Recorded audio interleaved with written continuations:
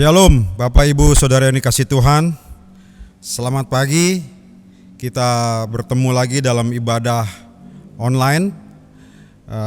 Kami atas nama Majelis Jemaat GKP Rehoboth mengucapkan salam sejahtera, selamat beribadah kepada warga jemaat.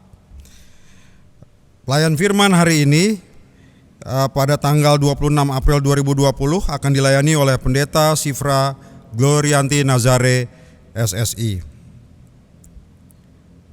Bapak Ibu yang dikasih Tuhan, untuk memulai ibadah ini, mari kita bangkit berdiri.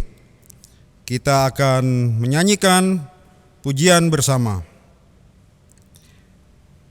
dari KJ 3 ayat 1. Kami puji dengan riang.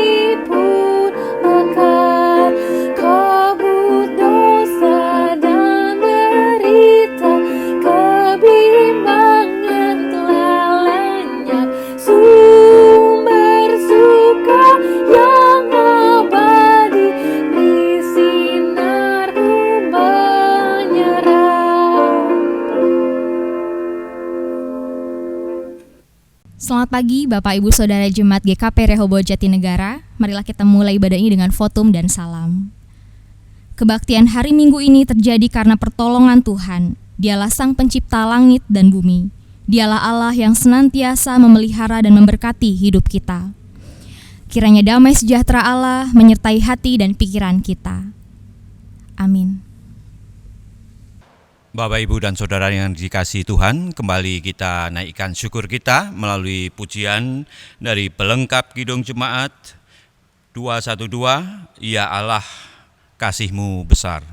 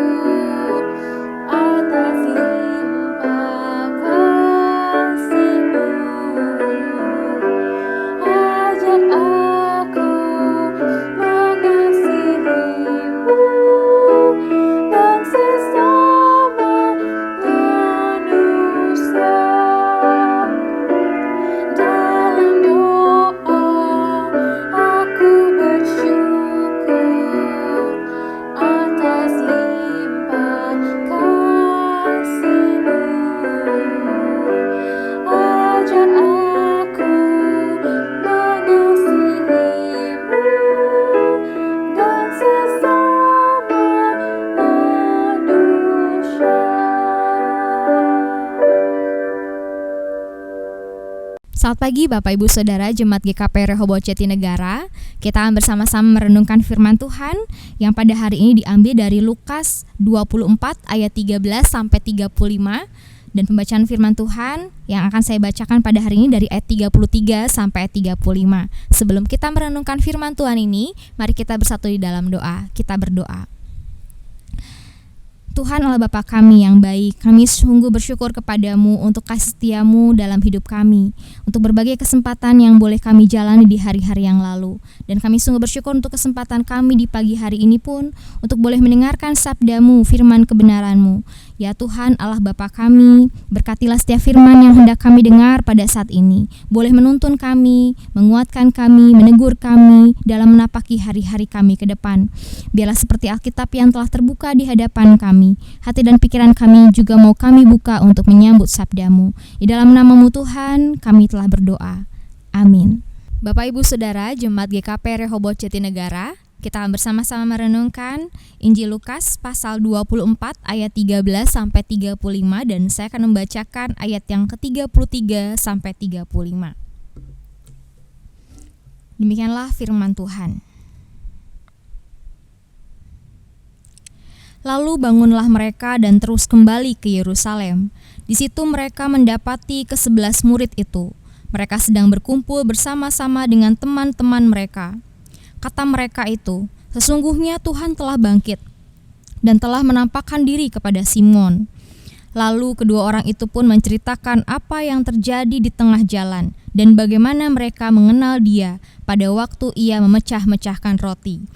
Sedemikian jauh pemberitaan firman Tuhan. Yang berbahagia ialah orang yang mendengarkan firman Tuhan serta memelihara dalam hidupnya. Haleluya.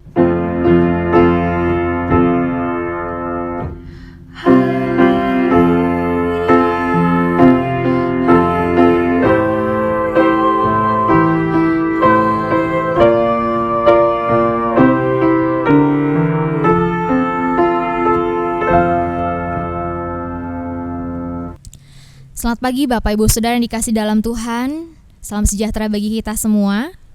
Percaya atau tidak, kita sudah dilatih oleh dunia untuk menyukai sesuatu yang tampak besar, tampak hebat, tampak luar biasa. Oleh karena itu maka tak jarang semua orang berlomba untuk menjadi orang nomor pertama, orang nomor satu. Dan oleh karena itu banyak orang pun tak segan untuk memajang seluruh hasil prestasinya, baik itu piala, piagam, hingga foto yang sekiranya dapat menyampaikan pesan kepada yang melihatnya bahwa betapa hebatnya dia.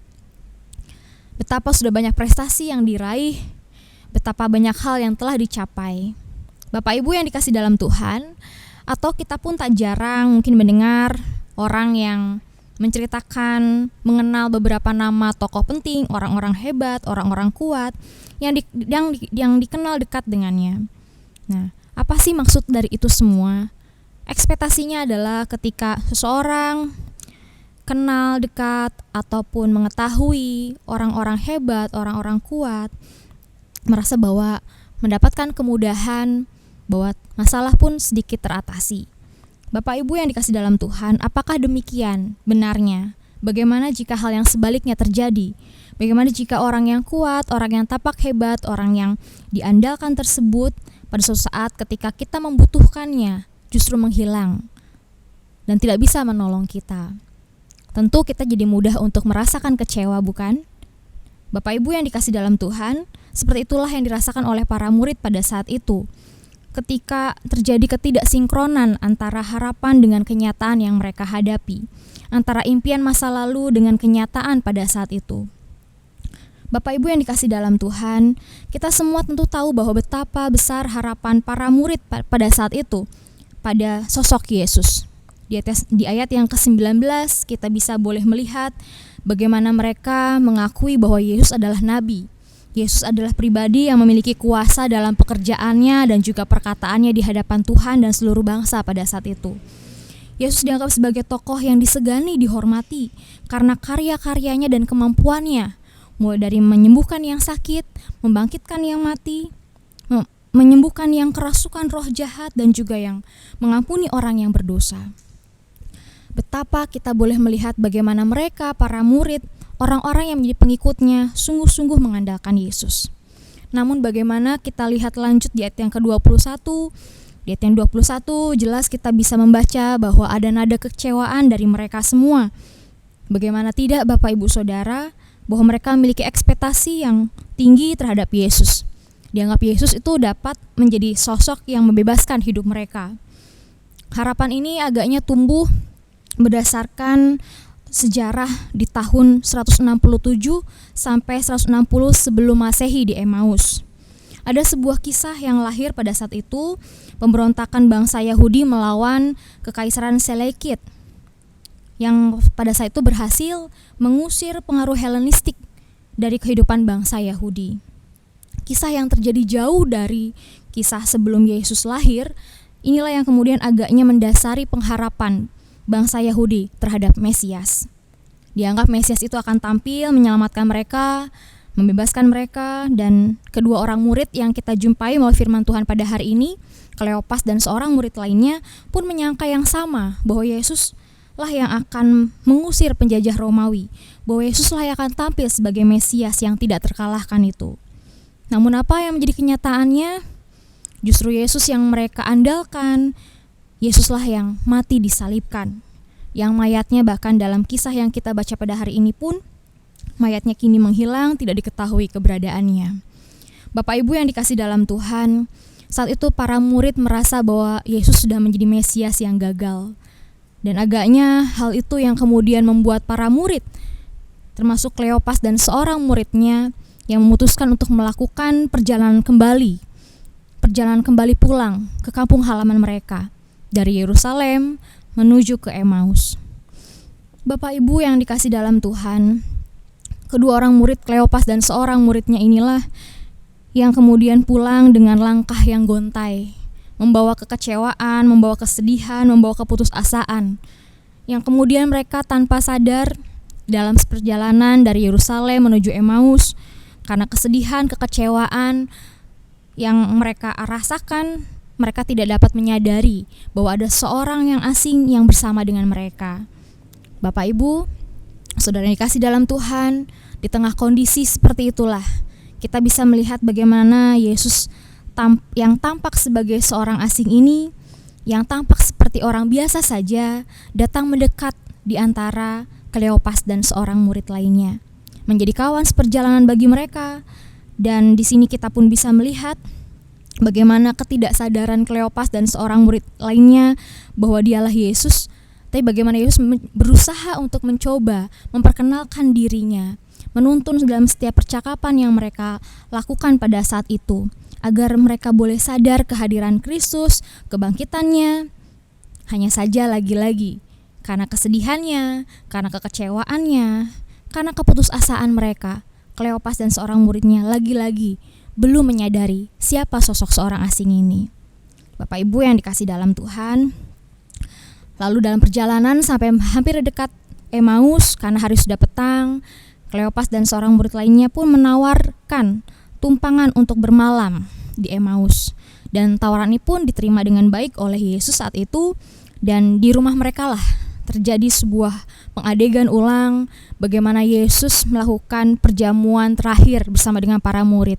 Yesus yang memecahkan roti dan membagikan anggur. Disitulah mereka boleh sadar siapakah sosok yang ada di hadapan mereka, dan dialah Yesus yang mati tapi bangkit lagi. Bapak Ibu yang dikasih dalam Tuhan, lalu apa yang menjadi inti dari kisah perikop pada saat hari ini?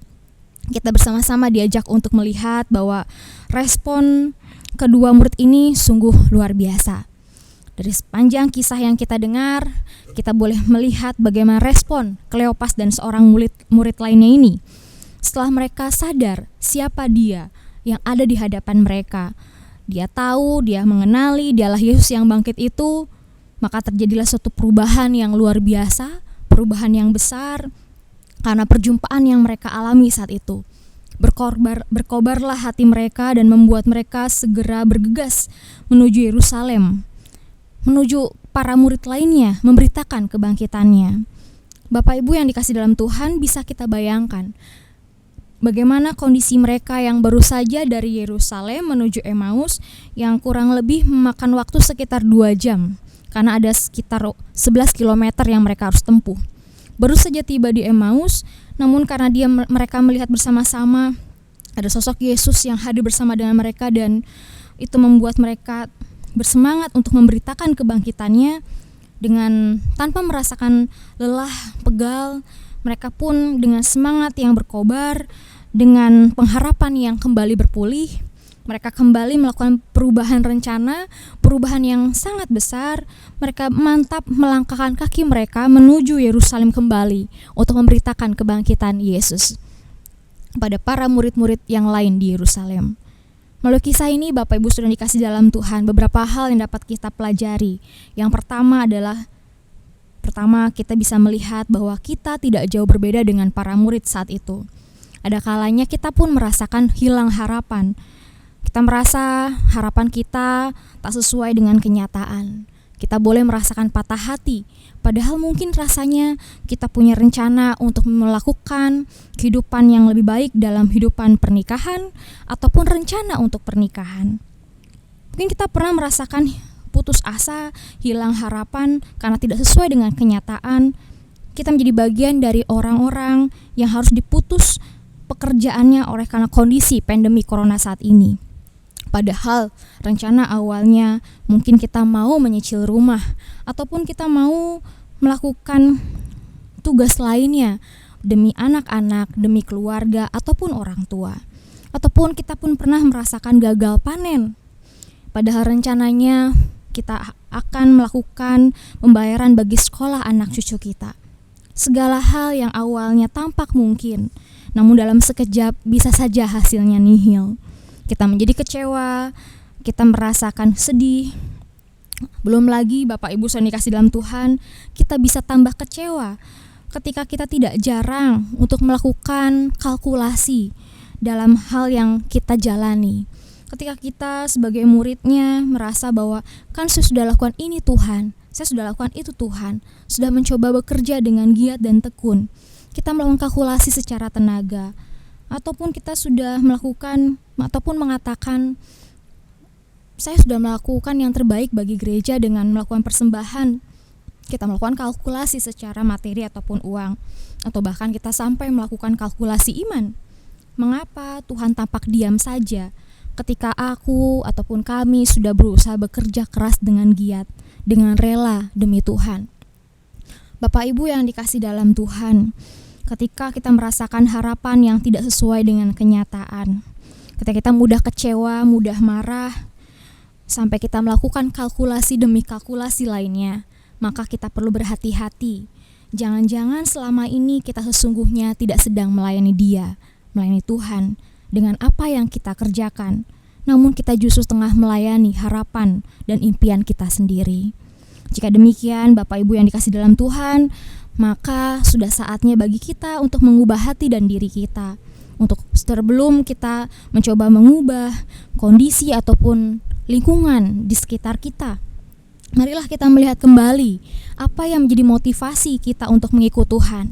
Apakah kita mau melakukan kehendak-Nya, taat dan setia pada apa yang Ia perintahkan hanya untuk mencari berkat-Nya, ataukah kita sungguh-sungguh hendak mencari kehendak-Nya? Bapak Ibu, saudara dikasih dalam Tuhan, jemaat Rehobot yang dikasihi, ketulusan mengiring Tuhan dan kehendak-Nya akan memurnikan langkah kita untuk tidak mudah kecewa, untuk tidak mudah marah jika kenyataan tidak sesuai dengan harapan, sehingga kita boleh menjadi orang-orang Kristen yang tidak mudah pundungan, sehingga kita libur dululah berdoanya karena ada harapan yang belum terwujud. Libur dulu kita membaca Alkitabnya karena saat ini pergumulan belum saja sirna. Bapak Ibu, dari kisah Kleopas dan seorang murid lainnya, kita bisa belajar bagaimana perjumpaan dengan Kristus yang bangkit, perjumpaan dengan Kristus dengan secara pribadi kiranya dapat mengubah hidup kita. Seharusnya membuat kita untuk tidak mudah goyah, untuk tidak mudah untuk menyerah, apalagi untuk kita membuat kita menjadi pribadi yang hilang arah. Sehingga kita sebagai orang-orang Kristen yang tidak mudah untuk kecewa ketika harapan tidak ada ataupun tidak kita raih ataupun belum kita capai. Bapak Ibu, saudara yang dikasih dalam Tuhan, hal kedua yang bisa kita peroleh dari kisah ini adalah bagaimana kita diajak untuk melihat bahwa perjumpaan dengan Yesus yang bangkit adalah sebagai pengalaman yang jangan dibiarkan untuk tinggal diam di dalam diri kita sendiri. Marilah kita jadikan setiap perjumpaan kita dengan Tuhan, dengan Yesus yang telah bangkit itu sebagai amunisi, sebagai kekuatan bagi kita untuk bangkit, untuk melangkah keluar, untuk boleh menyentuh hati banyak orang yang saat ini tengah didera takut, didera berbagai kekecewaan dalam pergumulan hidup mereka. Mari seperti kita belajar dari Kleopas dan seorang murid lainnya yang tidak mau berlama-lama berdiam diri menyimpan kisah kebangkitan Yesus seorang diri. Mari kita belajar dari mereka yang justru dengan segera, dengan sigap, dengan mantap melangkahkan kaki mereka untuk pergi menuju Yerusalem, untuk mau memberi diri menjadi saksi kebangkitan Kristus. Perjumpaan mereka dengan Yesus yang bangkit sungguh benar mengubah hidup mereka. Dan kiranya ini pun boleh berlaku bagi kita semua, bagi saya, Bapak Ibu Saudara di rumah semuanya. Kiranya di saat ini ketika kita sadar begitu banyak orang asing di sekitar kita, mungkin mereka adalah orang yang tidak mendapatkan tempat di hati dan pikiran kita. Mungkin mereka adalah orang-orang yang justru mungkin tidak kita kenal di tengah-tengah masa pandemi saat ini. Apakah mereka orang-orang yang kita jumpai di jalan ataupun di mana ketika kita melakukan perjalanan ataupun dalam kehidupan kita sehari-hari. Di tengah masa pandemi saat ini, kita bisa bersama-sama melihat realita seorang pengemudi ojek online. Ketika orang tersebut mendapatkan perlakuan semena dari pelanggannya, alih-alih karena sosial ataupun physical distancing, pelanggan tersebut memilih untuk melempar uang pembayaran itu ke bawah daripada untuk memberikan langsung dengan tangannya atau menyelipkannya di sela-sela pagarnya. Bapak Ibu yang dikasihi dalam Tuhan, kita sama-sama di tengah-tengah masa pandemi merasakan ketakutan atas pandemi ini. Sama-sama takut tertular, sama-sama takut untuk menularkan, tapi hal yang paling kita takuti jangan untuk sampai terjadi, yaitu ketika kita pun mengalami kematian secara nurani, keramahan menjadi tumpul, perjumpaan dengan sesama menjadi seperti biasa saja. Kiranya perjumpaan kita dengan Yesus yang telah bangkit terus menuntun kita untuk memiliki semangat memberitakan kasih-Nya, damai-Nya, dan juga menuntun kita untuk memiliki kepekaan kepada sesama yang seringkali menjadi orang asing dalam kehidupan kita. Mari kita bersama-sama menjalani hidup kita, bersama-sama melakukan suatu perubahan dalam hidup secara positif karena kita yang sudah berjumpa dengan Dia yang bangkit. Kiranya Tuhan menolong dan memberkati. Amin. Bapak, Ibu, dan Saudara yang dikasihi Tuhan, kembali kita merespon firman Tuhan untuk renungan pagi hari ini melalui pujian dari NKB 200, baitnya yang pertama, di jalan hidup yang lebar dan sempit.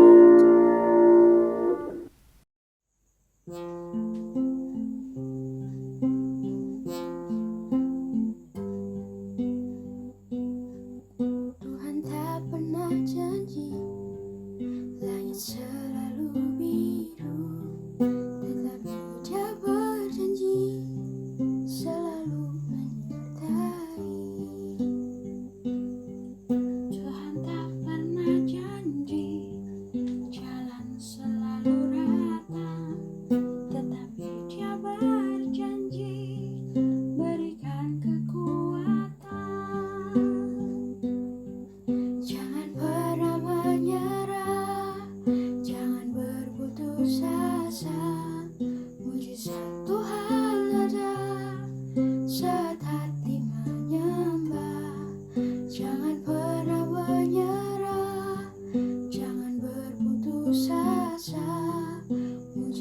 Tuhan ada bagi yang setia dan percaya.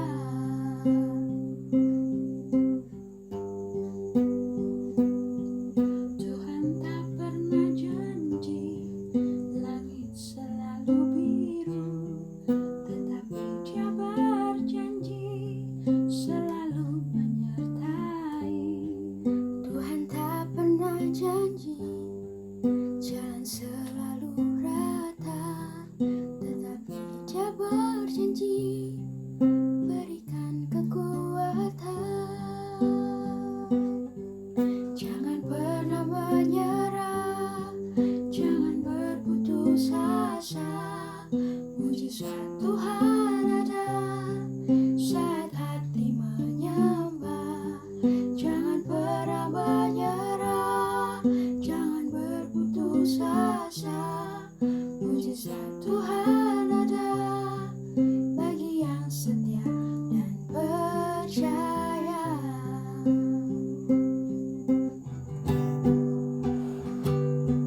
Jangan pernah menyerah, jangan berputus asa. Mujizat Tuhan ada saat hati menyembah.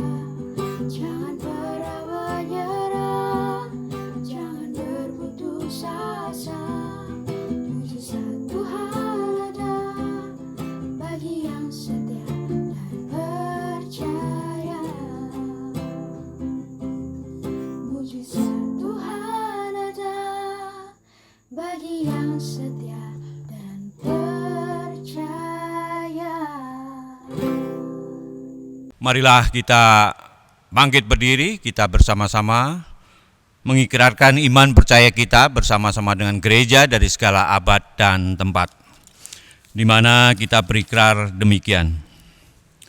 Aku percaya kepada Allah Bapa yang Maha Kuasa, Khalik langit dan bumi, dan kepada Yesus Kristus, anaknya yang tunggal Tuhan kita, yang dikandung daripada Roh Kudus, lahir dari anak darah Maria, yang menderita di bawah pemerintahan Pontius Pilatus, disalibkan, mati dan dikuburkan, turun ke dalam kerajaan maut, pada hari yang ketiga bangkit pula dari antara orang mati, naik ke sorga, duduk di sebelah kanan Allah Bapa yang Maha Kuasa, dan akan datang dari sana untuk menghakimi orang yang hidup dan yang mati. Aku percaya kepada Roh Kudus, gereja yang kudus dan am, persekutuan orang kudus, pengampunan dosa, kebangkitan daging, dan hidup yang kekal. Amin.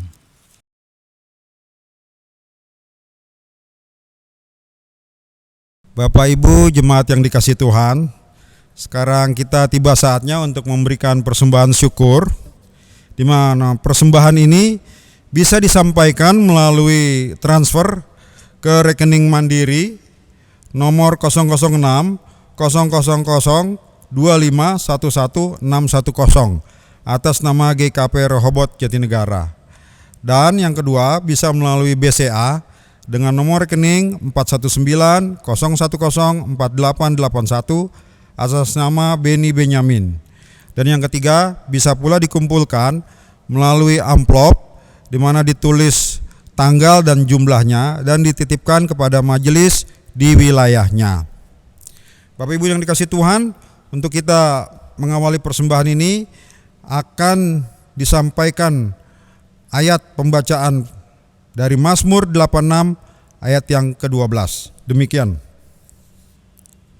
Aku hendak bersyukur kepadamu ya Tuhan Allahku dengan segenap hatiku dan memuliakan namamu untuk selama-lamanya.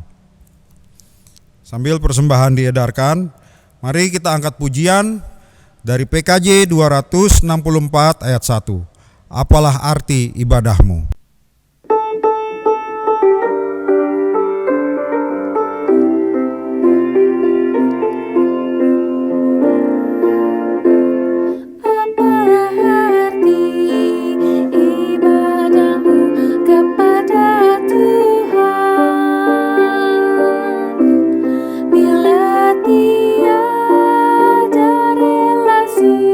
Jutaan suku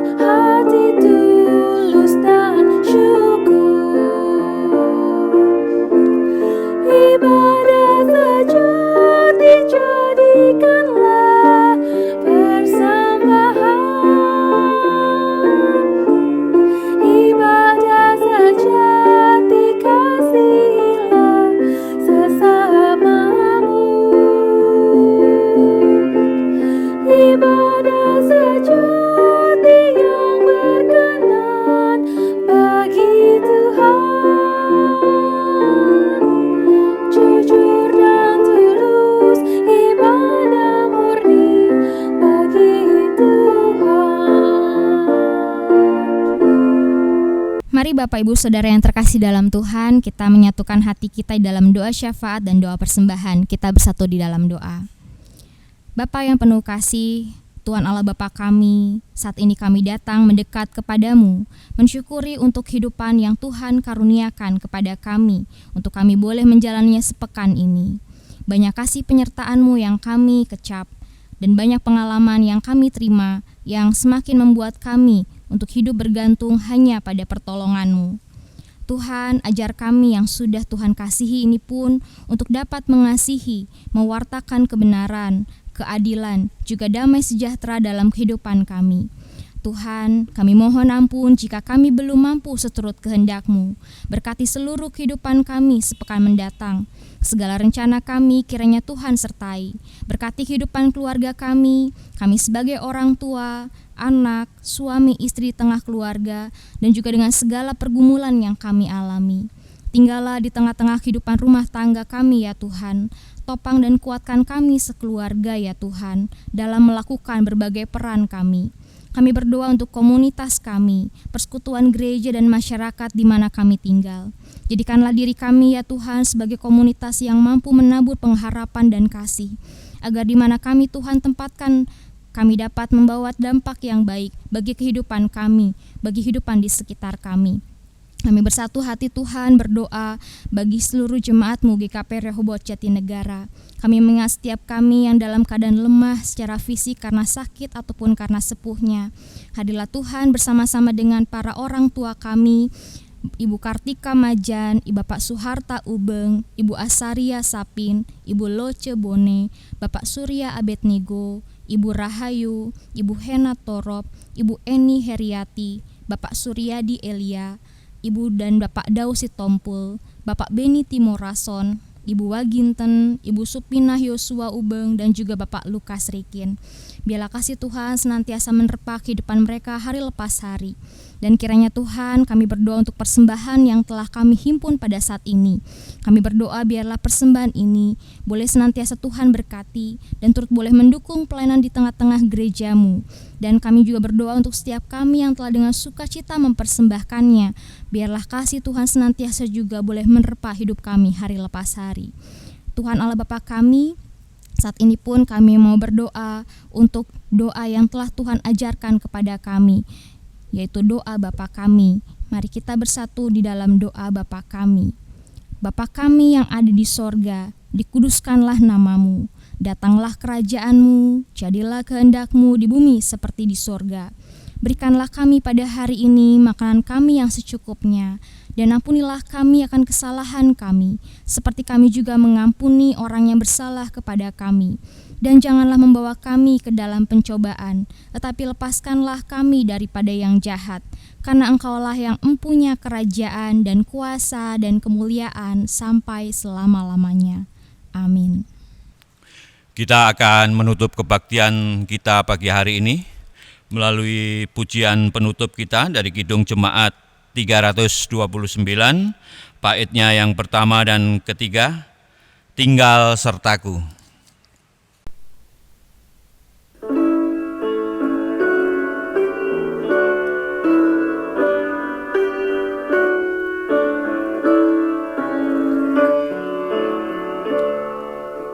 Tinggal sertaku,